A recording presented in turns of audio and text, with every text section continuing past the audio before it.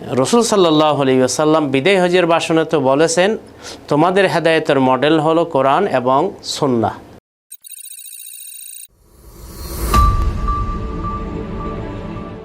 আসসালামু আলাইকুম ওয়া রাহমাতুল্লাহি ওয়া বারাকাতুহু। ইন্নাল হামদালিল্লাহ ওয়াসসালাতু ওয়াসসালামু আলা মান লা নাবিয়্যা বা'দা, আম্মা বাদ। সুপ্রিয় দর্শক, মানাহিল টিভির পক্ষ থেকে আপনাদেরকে স্বাগতম। আজকে আমি একটা বিষয় নিয়ে আলোচনা করব। বিষয়টি হলো, একটা হাদিসের মধ্যে এসেছে, বিশেষ করে মুওয়াত্তা মালিকে, তারাকতু ফীকুম আমরাইন লান তাদিল্লু মা ইন তামাসসাকতুম বিহিমা কিতাবাল্লাহি ওয়া সুন্নাতা রাসূলিহি। যে হাদিসের মধ্যে রয়েছে, তোমাদের হিদায়াতের জন্য আমি দুটি বিষয় রেখে গেলাম, একটা হলো আল্লাহর কিতাব আর একটা হলো মহানবীর হাদিস তথা সুন্নাহ।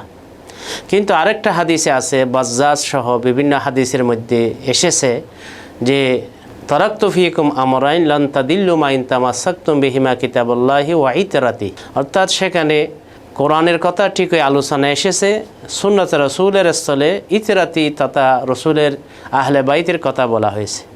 অর্থাৎ রসুল সাল্লাল্লাহু আলাইহি ওয়াসাল্লাম বিদায় হজের ভাষণে তো বলেছেন, তোমাদের হেদায়েতের মডেল হলো কোরআন এবং সুন্নাহ।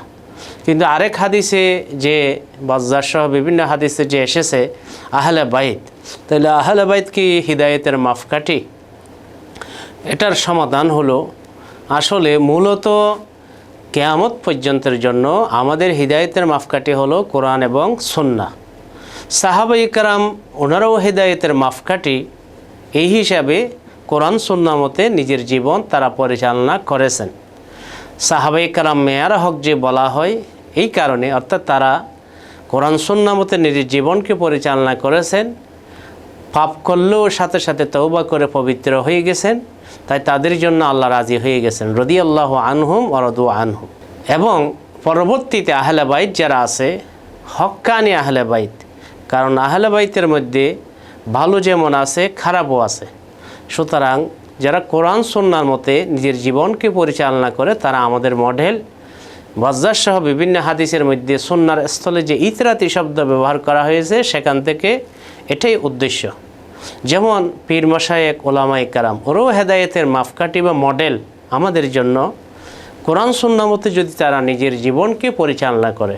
কিন্তু তারা যদি পীর মাশায়েখ ওলামায়ে কেরাম যদি কোরআন সুন্নাহ মতে নিজের জীবনকে পরিচালনা না করে, তাহলে তারা কখনো নিজের হতে পারবে না, হেদায়েতের মডেল হতে পারবে না। আহলে বাইত কোরআন সুন্নাহ মতে নিজের জীবন পরিচালনা যদি না করে, তারা হেদায়েতের মডেল হতে পারবে না। আল্লাহ রাব্বুল আলামিন আমাদের সকলকে বোঝার তৌফিক দান করুন। সুপ্রিয় দর্শক, আপনাদেরকে অসংখ্য ধন্যবাদ। আসসালামু আলাইকুম ওয়া রাহমাতুল্লাহি ওয়া বারাকাতুহু।